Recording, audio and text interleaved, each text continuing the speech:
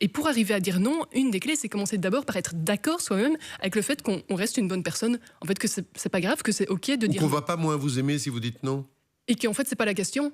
Et qu'on dit non à une proposition et non à une personne, en effet. C'est ça. Et vraiment, toutes ces clés permettent de dire, en fait, je reste d'accord avec moi-même et je suis aligné avec ça.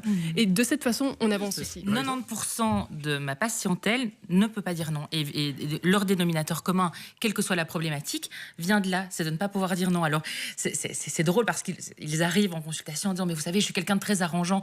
Et en fait, ne pas pouvoir dire non, c'est pas être arrangeant. Quand je vous disais que c'était rigide, c'est pouvoir passer du oui au non, qui est de l'ordre du flexible. Est-ce que ça prévient le burn-out, Yomiko, tout ça? C'est-à-dire quand on a fait vos 25 questions et qu'on est vraiment au bout de cette...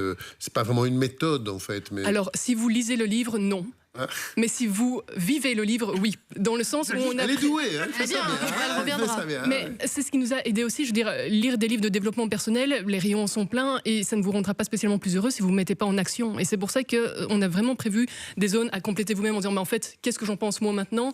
Et l'idée, c'est vraiment de pouvoir prendre conscience aussi des mécanismes qu'on a. D'abord comprendre, avoir son propre mode d'emploi, en fait, ça nous aide terriblement. Après ça, comprendre comment mieux interagir avec les collègues aussi et puis en venir à dire, concrètement, voilà les trucs et astuces pratiques.